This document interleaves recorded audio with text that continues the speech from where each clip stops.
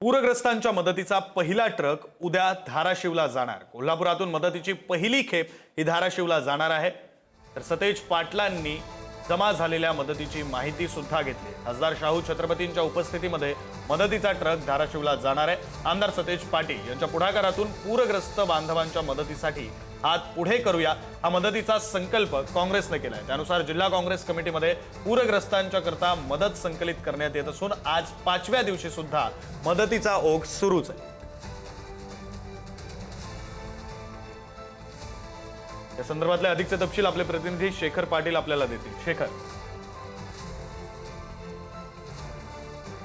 मध्ये पावसाने किती हाहाकार माजवला आहे आणि कोल्हापूरकर यासाठी आता मदतीसाठी सरसावलेले आहेत, ज्यामध्ये काँग्रेसने विशेष करून सुरुवातीला ही मोहीम सुरुवात केलेली आहे। सतेज पाटील यांच्या नेतृत्वाखाली ही मदतीचं आवाहन करण्यात आलं होतं आणि त्याला भरभरून प्रतिसाद कोल्हापूरकर देत आहेत। ज्या कोल्हापूरकरांनी हा अनुभव घेतला होता, यापूर्वी देखील त्यांना 2 वेळा महापुराच्या संकटाला सामोरं जावं लागलं होतं आणि म्हणूनच जे कोल्हापूरकरांनी सहन केलं होतं तेच कोल्हापूरकर आता सोलापूर असू दे, बार्शी असू दे आणि मराठवाड्यातल्या अनेक ठिकाणी जे पूरग्रस्तामुळे पूर स्थितीमुळे नुकसान झालेलं आहे त्यांच्या मदतीला धावलेले आहेत।